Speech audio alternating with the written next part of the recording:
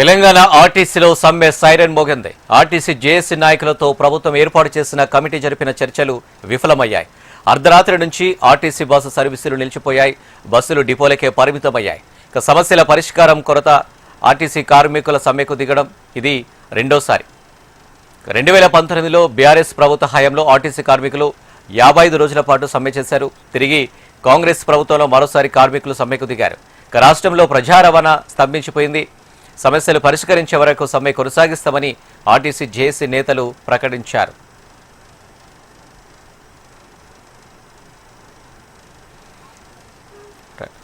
ఇదే అంశానికి సంబంధించి మరిన్ని డీటెయిల్స్ మా ప్రతినిధి ఆర్కే లైవ్ లో అందించడానికి సిద్ధంగా ఉన్నారు. ఆర్కే. రైట్ అనిల్, ఈరోజు ఉదయం నుంచి కూడా దాదాపుగా అన్ని డిపోల్లో కూడా బస్సులు సంబంధించిన విషయానికి వచ్చేసరికి మాత్రం ప్రస్తుతం హైర్ బస్సెస్ ను మాత్రం యథావిధిగా నడిపిస్తామంటూ కూడా స్పష్టంగా చెప్పడం జరిగింది. దానికి సంబంధించి అయితే ప్రస్తుతం తెలంగాణ వ్యాప్తంగా మొత్తం 10,000 బస్సులు ఉన్నాయి. ఇందులో 3,000 బస్సుల వరకు కూడా హైర్ బస్సెస్ ఉన్నాయి. హైర్ బస్సెస్ సంబంధించి యథావిధిగా బస్సులు నడుస్తాయంటూ కూడా ఇప్పటికే హైర్ బస్సెస్ సంబంధించిన అసోసియేషన్ ప్రకటించడం జరిగింది. మరోవైపు ఎక్కడ కూడా డిపోల్లో ఎలాంటి అవాంఛనీయ ఘటనలు జరగకుండా పోలీస్ బందోబస్తును కూడా ఏర్పాటు చేయడం జరిగింది. ఆర్టీసీకి సంబంధించిన ఫోర్స్ తో పాటు పోలీసు సంబంధించిన ఫోర్స్ కూడా ఏర్పాటు చేయడం జరిగింది. ప్రస్తుతం మనం కూకట్పల్లి డిపోలో ఉన్నాం. కూకట్పల్లి డిపోకి సంబంధించి పూర్తిగా కూడా బస్సులు అన్ని కూడా నిలిచిపోయి ఇక్కడ హైర్ బస్సెస్ సంబంధించిన దాదాపుగా 7 బస్సులు ఇక్కడి నుంచి అయితే మూవ్ అవడం జరిగింది. మరి కాసేపట్లో ఎవరైతే జేఏసీ నేతలు ఉన్నారో జేఏసీ నేతలు దాదాపుగా అన్ని డిపోల వద్ద కూడా బైఠాయించి తమ నిరసన అయితే వ్యక్తం చేయబోతున్నారు.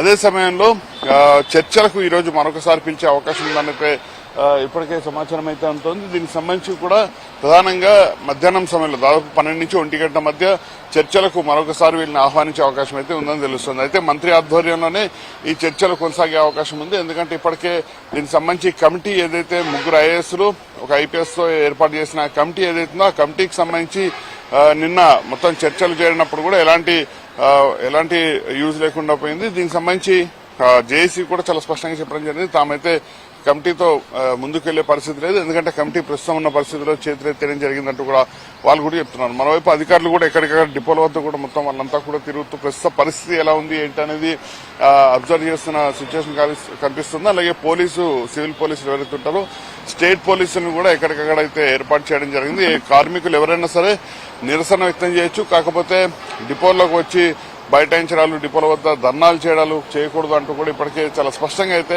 చెప్పడం అయితే జరిగింది. మరోవైపు మొత్తం దాదాపుగా 10,000 బస్సుల్లో దాదాపుగా అన్ని బస్సులు కూడా నిలిచిపోయిన పరిస్థితి అయితే కనిపిస్తుంది. జిల్లాలకు ప్రధానంగా ఎఫెక్ట్ అనేది చాలా ఎక్కువగా కనిపిస్తుంది. డీబీఎస్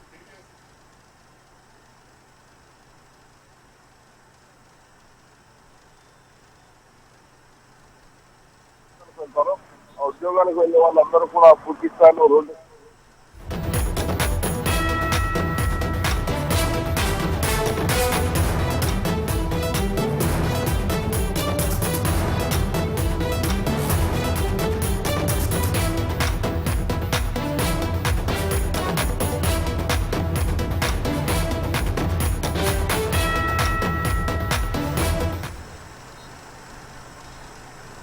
సంబంధించి ప్రస్తుతం 71 ట్రైన్లు అయితే నడుస్తున్నాయి. ఈ రైళ్లకు సంబంధించి కూడా మొత్తం పూర్తి స్థాయి వీటన్నింటిని కూడా నడిపిస్తామంటూ కూడా అధికారులు అయితే చెప్పారు. కూడా పూర్తి స్థాయిలో ఎక్కడికక్కడ అన్ని కూడా నిలిచిపోయిన అనిపిస్తుంది. బస్సులు కూడా మనం ఈ సమయానికి రెగ్యులర్ బస్సెస్ అన్ని కూడా వెళ్తూ ఉంటాయి. కానీ ఈ రోజు మనం చూసుకుంటే ఎక్కడ బస్సెస్ అయితే వెళ్తున్న సిచ్యువేషన్ అయితే కనిపించట్లేదు. ఏదేమైనా కూడా ఆర్టీసీ జేఏసీ పిలుపునిచ్చిన సమ్మెకు సంబంధించి కూడా అన్ని డిపోల వద్ద కూడా కనిపిస్తోంది.